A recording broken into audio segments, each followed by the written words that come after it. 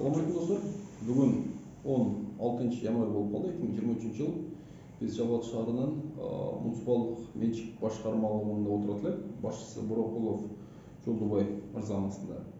Буга чейин Жолдубай мырза центрдеги Домбутан астындагы аялдаманын бузуна ошо боюнча бизге ушу подписчиктерибизден, жарандарыбыздан ушундай сунуш, суроолор түштү да.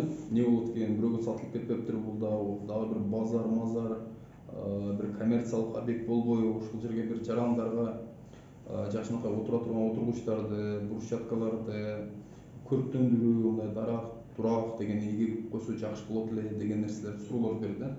Ошону сизден келип ушу тактап коюлат элек. Ошол кандай болду? Неге буздуңар? Эми бузганын ордуна эмне кылайын деп атасыңар? Кандай пландарыңар бар келечектечи? Саламатсыздарбы? Эми бул боюнча бир эле муну бузган эмеспиз. Негизи былтыркы 2022 жылдын эсебинен жалпы 49 уруксатсыз соода түйүндөр бузулган.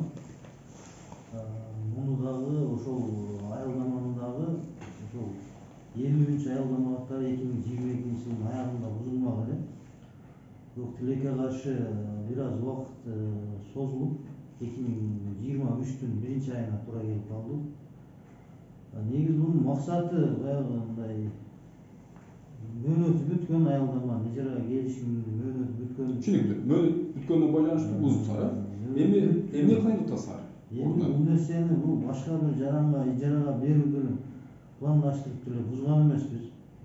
Бунун негизги максаты ошо ижара келишим мөөнөтү бүткөндүктөн ал жерден 2 жыл мурун башка соода түйүндөрүн баарын алдырганбыз билесиздер.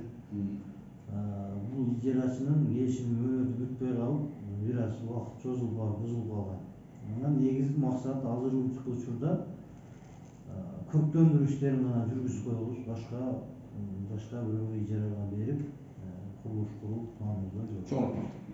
Урматтуу жарандар, Адилеттүү жарандар каналынын катталуучулары, азыр өзүңөр утканыңардай эч кандай коммерциялык же дагы бир багытта берилбей экен. Ал жерде ошол жарандардын, Жалал шаар жарандарына шарт түзүү максатында көктөндүрүү, ошол шарттар түзүлөт экен.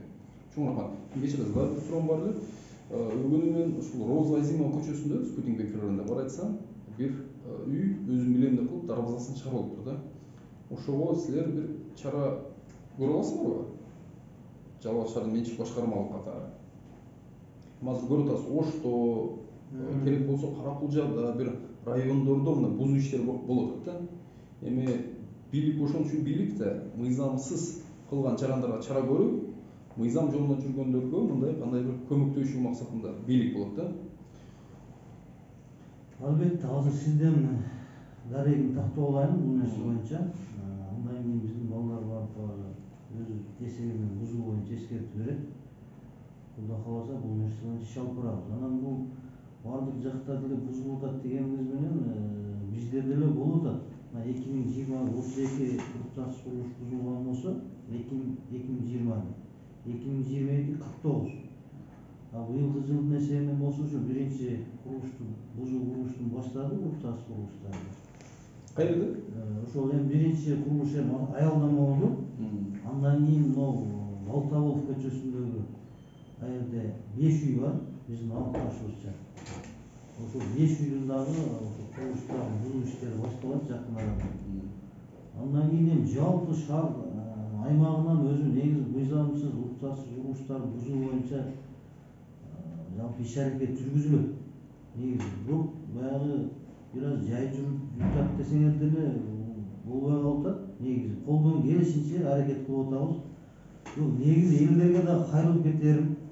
Бул сөзсүз эле мэрия барып эскертип бергенде бузбай, өздөрү билген уруксатсыз курулуштарын же курбай коюп, же такыр эле курбай коюп, же өздөрү билип бузуп коюшса бизге дагы чоң жардам болот.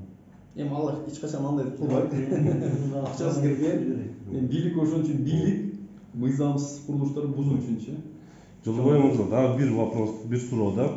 Азыр могу бузуулар тууралуу сүйлөштүк, суроолорубузга жооп бердиңиз, рахмат чоң.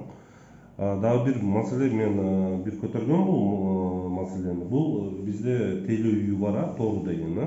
Муну алды жагы билесиз арендага там же көктөндүрүүгө берилген негизи.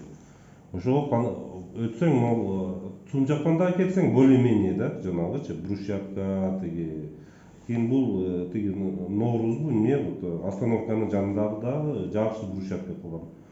Ошол тоорунун алдыга келгенде эле бомба түшкөндөй да. Ошону кандайдыр мэриябы же кумспу кандайдыр ошол тооруга жанагы кыла албабы, там совет бере алабы же рекомендация бере алабы, ошол жерде бир шаарды борбору бир жакшынака кылып брусчатка ташап коебу, башка кылып коебу. Туура айтасыз. Бул боюнча ушу былтырдан бери ушу тейлөө үйүнүн ээси менен сүйлөшүп жүрүп келе жатат. Негизги максат азыр тейлөө үйүн ремонт кылып туруп анан брусчатка басып берели деген бир сураныч бар эле. Быйылкы жылы ишке ашырабыз деген ойдобуз. Быйылкы жылы Кудай кааласа ошол тейлөө үйүнүн алдындагы тротуарды элдерге ыңгайлуу кылып брусчатка төшөтүүгө аракет жүргүзөбүз. Рахмат. Чоң рахмат.